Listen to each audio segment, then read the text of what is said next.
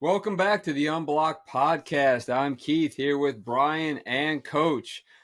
Thank you to Osteo Strong on Hillcrest for, again, sponsoring our show. Go see them. Remember, bone health, good health, all that fun stuff. Keep them joints loose and ready to go. Also, please remember to like, follow, subscribe on Twitter, Facebook, Instagram, YouTube, or X, whatever it's called now. So, guys, how are we doing today? Good. Had a good show earlier today with David Morris from Quarterback Country, and just lost Keith. No, I'm here. You got me? Oh, there you go. Just lost your picture. Okay, that's all right. So it keeps recording, Coach. So yeah, we'll be good. David did a great job, and just a fine 30 minutes, a lot of information. Look forward to actually listening to it again, just to go over some of the stuff that he covered one more time. Yeah, hopefully that'll be up on our YouTube channel by the time we finish recording this. Very good. So, all right. Well, Coach, you wanted to give us a mission statement about what is Unblocked? And every time I say it a little differently, but the gist of it is, for Unblocked, as a coach, you're trying to scheme up where a defensive player is free or unblocked at the point of attack. As Christians, our communication with God was blocked through sin, and through Jesus, it is now unblocked. We can communicate directly to God without having to go through anybody or anything. And individually, we can do that. So we're unblocked as coaches, and we're unblocked as Christians, and that is our mission statement. Very good. All right. And I appreciate you, Coach, coming up with that. So go ahead, Keith. All right, let's go. 3 things from the weekend. Coach, why don't you go first? Okay, my 3 things are, after having a family get together yesterday and listening to one of our family members berate Jalen Milroe, I finally had to say enough's enough. And I'm an Auburn fan, and he's an Alabama fan, and he's just talking about how bad the kid is. I said, did you watch the game? I mean, the kid controlled the game. He dominated the game. And I understand expectations of Alabama quarterbacks are high, but he's also not surrounded by the kind of guys that the other guys were surrounded by. They may be one day, but from where that kid came against the earlier opponents to now, he's doing a masterful job, and very impressive this past weekend in a tough environment. South Alabama, number 2. My only loss in the picks this week, and went to Monroe, Louisiana, and won for the first time in school history. A big moment for them, and of course a 55-7 win. Congratulations, South Alabama. And number 3, Brent Venables in his press conference was actually a press media member said, well, you can't create that kind of intensity and energy in practice. You just can't simulate what they see in the game. And he looked at him and said, you can't? And then he goes on a tear on, yes, you can. And it is your job as a coach to create that environment, that intensity, that energy in practice. And if you're not, you are cheating your players. And that is good to hear an old school football coach who gets after them, talk about creating energy at practice and not going through and jogging around in shorts for 2 hours. So enjoyed hearing Coach Venables talk about how they operate their practices. Those are my 3. All right. Brian, how about you? What you got? Here's my 3, Keith.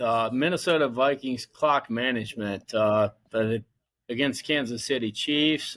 You can say that everybody gives the Chiefs the penalties or the non-penalties, but they were out of timeouts with the rookie head coach with 8 minutes to go, and Coach and I disagree on this, and I'm okay to be disagreeable, but with 8 minutes to go, they had no timeouts. They could have used one of their 3 or 4 timeouts at some point late in the drive, and I thought that was kind of coaching malpractice, but Coach actually posted something on Twitter that if you're 0-0 as a head coach, it's easy to criticize a coach. So I'm going to throw that back to Coach. Well, and I don't disagree with you on the inappropriate use of timeouts. I understand defensively if you call a timeout because you realize they've got you and they're about to score a touchdown on you. But you can't burn timeouts to avoid delay games. I mean, you just got to eat that 5 yards. You got to get the play in faster. You got to eat the 5 and live with it. My point was that if the running back had caught the screen pass, then there would have never been any conversation about the timeout issue because they would have scored. Yeah. It wouldn't have been a problem. So, I mean, there's I agree with the clock management stuff, but still, at the end of the day, everybody laughs off Alabama throwing it out there and having to run an extra play at the end of the game because it didn't hurt them. But if they make a play right there, they make a play. And then the other statement you brought up was, just for people to remember that people that are 0-0 as head coaches get most of their information from people who are 0-0 as head coaches, and it's just sort of ridiculous how much stock people put in people's social media and some who've never even been in a huddle, but they'll quote them. They'll quote them at the golf course at lunch. They'll quote them on social media, and all that guy's done is read what somebody else has said. So it's real easy to throw shots from the cheap seats. And, I'll tell you, that brings me to my second point: being a fan versus a fanatic. I'm a Baltimore Ravens fan, obviously, and we had a clunker of a game. I mean, there's no other way to describe it, but I'm moving on. I'm onward to London. And so we'll go just with a positive attitude moving forward because I'm a fan. I'm not going to be somebody that rips anybody, or it's not like those guys are trying to lose. And I think some people don't really get that. And at some point, if you don't get that, it's time to reevaluate your life, hug your children, just don't be the guy that I read on Twitter for the Ravens fans. And then my last thing is I get a lot of emails and messages on Twitter. It was the Dallas Cowboys, Coach. My buddy Bill Atchison, who graduated with me at South Alabama. Coach, when is it time to move on from a quarterback? And he's been pretty patient with Dak Prescott and Mike McCarthy in the Dallas Cowboys. But as a coach, when do you say we've kind of thrown everything we can throw at this? We've never won a playoff game. So he's just asking the question, is it time for Trey Lance in Dallas? You change quarterbacks when the second one can win more games than the first one. Okay. And you don't just stir just to stir. And when you believe that second guy is the guy, and he's going to be more effective than the first guy, then contracts, none of those things matter. Your job is to win football games. Guys, in 2014, I benched my own son. And went with the backup quarterback because the next guy was going to give us the best chance to win games. You're talking about a long ride home with Mama that night. I bet.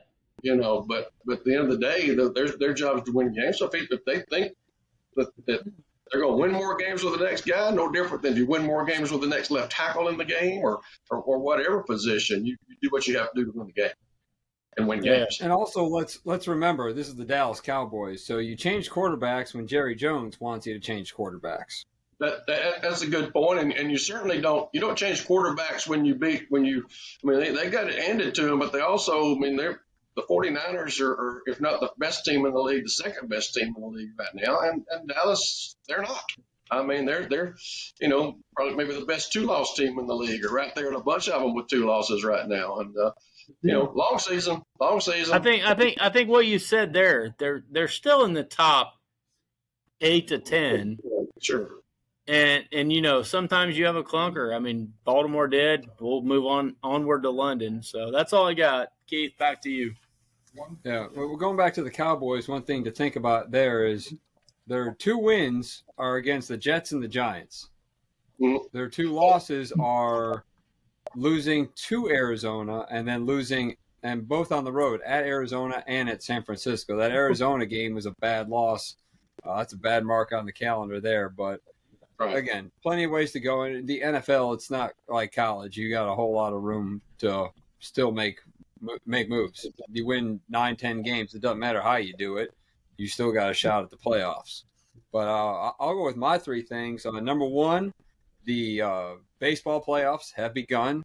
And it was kind of exciting watching a lot of these teams that were wild card teams going up against some of the bigger uh, division winners here. You know, you got the Diamondbacks going to the Dodgers, winning big. The Rangers now up 2-0 on the Orioles. Twins over the Astros. Phillies over the Braves, and now Phillies are already up 3-0 today.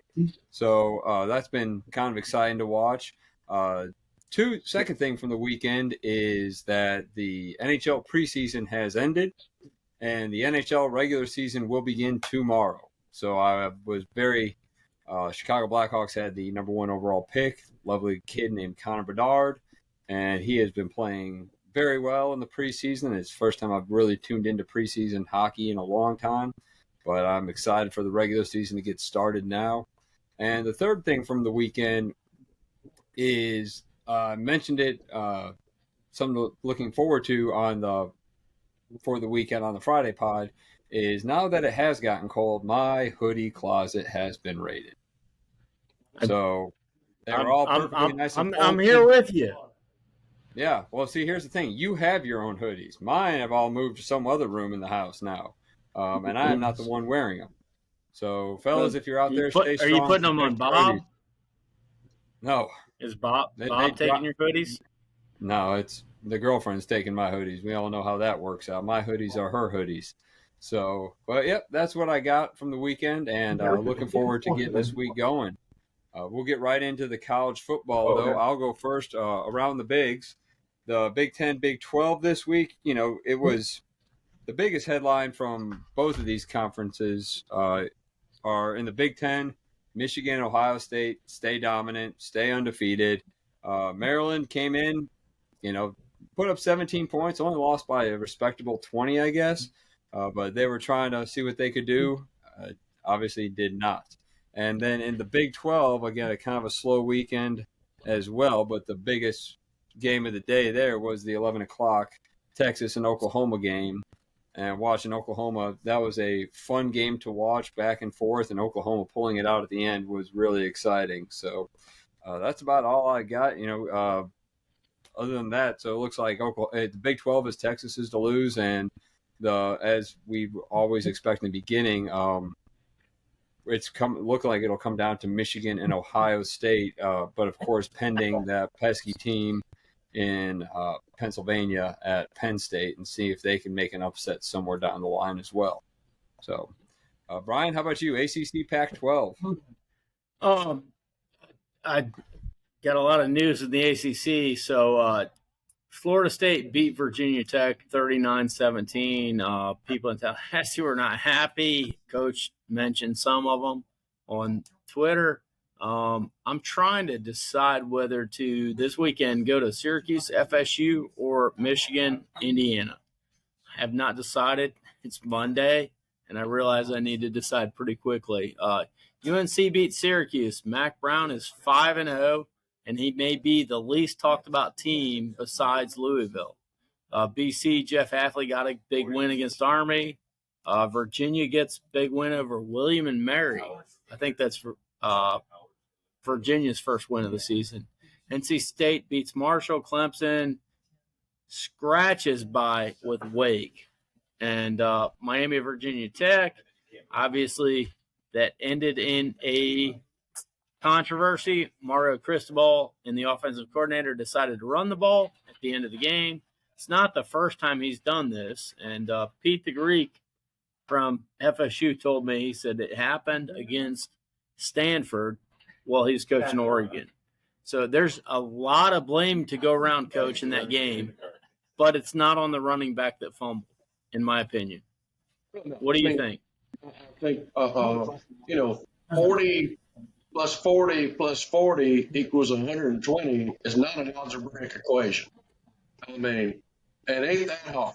Take three knees. I mean, we had a semi-pro game a couple of years ago that we got to the 2-minute warning. We made a first down right at the 2-minute warning. The opponent has no timeouts left. The quarterback comes over and says, "Coach, what are we doing?" So we're taking three knees. The game's over. Sir, 40 plus 40 plus 40, partner, is 2 minutes. The game is over.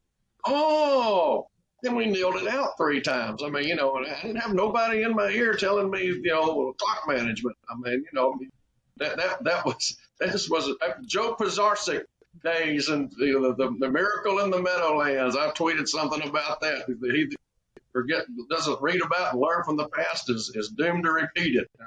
And Coach, I'm not sure if it's Common Core math that the coaches go by now, but it's not the way that I learned how to do addition or subtraction or anything beyond that. I did think it was kind of sad that, yes, he took responsibility, but first he blamed the running back, and we talked about that today on the phone. I have a bad feeling in the pit of my stomach for anybody that and I've got nothing personally against Mario Cristobal or his offensive coordinator, but if I'm a recruit and I hear him say, and I'm a parent of a recruit, and I hear him say, the first thing is the running back, and the second thing is, blame me. Do you agree or disagree? That's why it's hard to do press conferences right after situations like that. Sometimes because you're emotional, right? You just have you have a oops, and he just had a oops, and I think he came back today, and I saw something earlier. He came back today and took full responsibility and tried to people have short memories. Let's really blame it on me today hard, and maybe they'll forget that slip that I made on post game on Saturday. Okay, so I'll go over to the Pac-12. UCLA gets by Washington State 25-17. Oregon State rolls over Cal.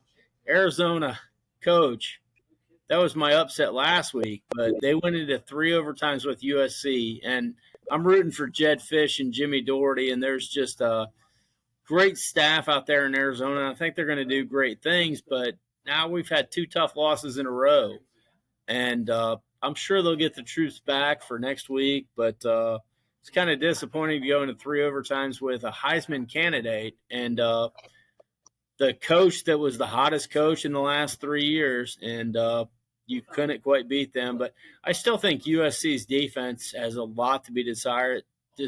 They will never be in my top 5 until they actually shut somebody down in the Pac-12. And we every year short-term memory, but again, didn't Tulane beat USC last year in a bowl game? I mean, yes. with all the weapons and all the stuff, and yep. I still have not bought into Pac-12 anything, and I think a lot of the Midwestern voters are probably pushing Pac-12 because they know those guys are coming into the Big Ten. I'm sure that's part of it. Helping them, so you go they're together, which is going to create a little anti-SEC match. We're tired of reading about y'all, tired of y'all having 4 spots tied up in the top 10 all these years. We're going to now, but they're sort of those pseudo our guys now, and rolling them in there. Considering Washington as a Big Ten team, et cetera, et cetera, et cetera. So I got a feeling there's some of that going on. And we've got a special realignment broadcast coming up soon here in the next week and a half, and that's all I've got for this week. All right, we'll kick it over to Coach then. Coach, how about what happened in the SEC and with South Alabama? Yeah, of course, I hit on South Alabama earlier. Great job by those guys. My one loss in my picks this week got every SEC game right, which is this late in, and it's sort of hard to do. Ole Miss, Arkansas, real interesting thing there that Arkansas came out in the second half and shuffled their offensive line and changed every one of their positions. I think as he said, you can't play worse if I change your spots. So it just changes everybody. and they actually played a little bit better. That's an interesting move to make at halftime of a game. I think they sort of shuffled them back to the original spots they were in at the beginning of the season and sort of just said, let's just start all over, go where you were. The LSU Missouri game was a lot closer. I mean, Missouri throws a tough interception like on the last play of the game that made that score look bigger than it was. But, Missouri sort of dominated it early, but LSU's speed of the game, their wide receiver and quarterback are just so fast. And Missouri just had not seen that kind of speed of the game. Alabama, of course, beat Texas A&M. The outrage over the block behind the play. I think folks should get over the fact that he didn't block him hard. He didn't. What's a blindside block? That I would have told my player, and I would imagine Coach Saban told him, you didn't penalize for a block in the back. You got penalized for being dumb. That's a dumb penalty. I mean, what are you doing? I mean, just run down the field. And we would always tell our guys, don't even chase the play right there, because somebody runs in front of you, throws his hands up and then screams, and the official sees it out of the corner of his eye and throws a flag on you. Just clap, touchdown, get off the field. And so that was really more of not a good decision penalty than it was a violent crackback block. Of course, Vandy lost. That's an easy one. Mississippi State over Western Michigan also. And Georgia just, welcomed Kentucky to the big leagues in that ball game. And Georgia's quarterback, he in that game looked like Purdy in the 49er game. I mean, he was just so efficient in everything. He had a great football game. That's it from the SEC. All right. Well, I'll touch on the other thing that, Louisville with the big upset over Notre Dame. I said it before that all these games are starting to pile up for the Irish. They've had fortunate with injuries, but those kept piling up. And, they've gone 7 weeks, including a trip to Ireland and back without having a break, and just all these primetime games in back to back to back. And they got one more next week. My question is how long can they keep it going, and how much do they have left in the tank to sustain all of this? So they'll have USC in South Bend on Saturday night at 6:30 again. I'm getting tired of these 6:30 games, mainly because I definitely need my afternoon nap to make sure I stay awake till the end of them. And Notre Dame has been making it very interesting to watch all the way to the end. So, we got one more time, then we'll take a week off, and it'll be a good time. So, Keith, I'm going to make a prediction here. Notre Dame will beat USC on Saturday night. That's probably my last prediction of this year. But I think Notre Dame beats USC Saturday night. It's looking like it'll be a good matchup. If Notre Dame can get their quarterback and play a little bit better, and again, some of the protections just didn't look great. Defensively, I said it, Louisville's got the capability to make a lot of big plays and put up a lot of yards. And you could just tell one team was really up for it and one team was just getting tired. But USC's defense, you never know on that. And they didn't show much on this past weekend either. But we'll go forward, and moving into the NFL, I'm pretty sure I covered the only important thing for me about the weekend on Friday was my Chicago Bears got that win. Coach, anything going on with the Saints we need to pay attention to? We mentioned Friday about Alvin Kamara talking about they hadn't played well on offense in 2 years, and it was time they did something, and it's time to show up. So the Saints in 68 snaps got the ball to him 25 times. So and they got better in a hurry. So he was more than a third of the snaps he had the ball in his hands. And they controlled the football game. I'm a Derek Carr fan. I've always loved him and how he carries himself, and he's the right guy for New Orleans. And of course they caught the Patriots at a really, really good time right now. And as maybe a couple other things they do also. They are struggling. Mac Jones is still number one on the depth chart, but for how long? And does Bill Belichick even really care at this point? But he went to McDonald's after the game. I don't know if you saw that on Twitter. He went to McDonald's to get a Happy Meal or something. I'm not sure what it was. Looking forward to the other NFL game is tonight. We have the Packers at the Raiders. Interesting thing about the Raiders, the matchup is what it is. The Raiders, both teams, we just don't know a whole lot about yet. I think we know more about the Packers than we do the Raiders. But on a side note, I'm sure everyone paid attention to Tom Brady in the offseason. But Tom Brady actually bought into a minority ownership stake of the Las Vegas Raiders. They, along with the Las Vegas Aces, both owned by the same people.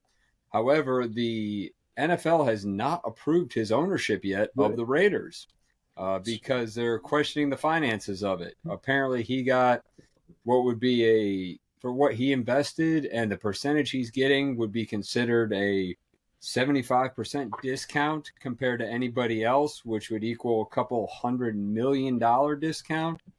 So there's some questions still going into that, but his ownership of the Raiders has not been approved yet.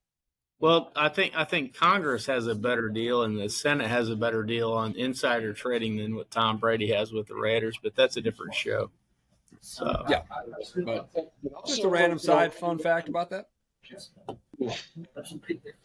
Raiderland, the John Gruden case is still going on out there. He's sued the NFL, and there was some information that came out about that about midweek last week. That just in case you've forgotten, that case is still going on. Go ahead, Coach. Have you finished your thought? Yeah, I have. Al Davis has won so many antitrust suits against the NFL, and Mark Davis is his son. So don't be surprised if there's an antitrust suit against the NFL on Tom Brady. And that's, you heard it here first. So okay, well, we'll keep an eye on that. And guys, anything else want to finish up with? Anything coming up this week? Do we got any guests for Wednesday coming up? Coach, talk about what you've got coming up on Coach Unblocked. Coach Unblocked tomorrow. Brad Wagner, the athletic director, head football coach at Gatlinburg-Pittman High School up in the beautiful mountains of East Tennessee. It's coming on to talk about faith, family, and football.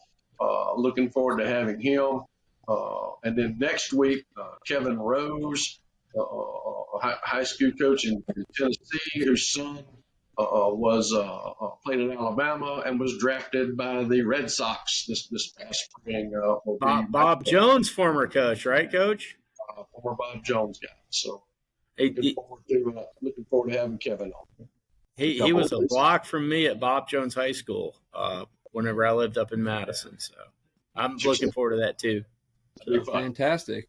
And yeah, I'm hoping to get a little hockey preseason or a hockey season outlook thing together here coming up soon. Trying to get my buddy, hockey sports writer, to come on with me. We'll do a little quick episode about what people can look forward to and make it so even the novices who don't really follow will be able to keep up with it, which in the South is not too uncommon to come across them. But yep, that kicks off tomorrow night, or puck drops tomorrow night. Blackhawks Penguins will be playing at 7:00, so I'm ready for that. But if that's all, then let's wrap it up. We've actually got a baseball show coming on tomorrow at later on tomorrow night, with Brett Simmemacher and a special guest joining us. So I just got that text about 10 minutes ago. So we're going to talk about the MLB playoffs. So perfect. Well, look forward to hearing what they got to say there. Like I said, it's been exciting so far. It's not just going all chalk, and again, the wild card teams are really playing hard and really showing what they can do here. So, but I guess that'll be it for us today. Please remember to like, follow, subscribe to all of our platforms: YouTube, Twitter, Facebook, and Instagram. And also, again, thank you to OsteoStrong Hillcrest for your continued support of us. We'll support you, hopefully not too often, but in the event of an emergency, we will be there, and we know you'll take good care of us. As usual, if anyone's got any questions, concerns, anything you want to get on here, you want your event or your business mentioned with us, drop us an email at unblockedpod@gmail.com, or feel free to comment on the social media. We're on all of them, and we'll get back to you there. And I just got a notification that our Unblocked QB Country interview with David Morris has gone on YouTube. It is now live and active. So everyone get over there and check that out as well. But we'll wrap it up. I'm Keith. For Coach and Brian, we'll see you next time.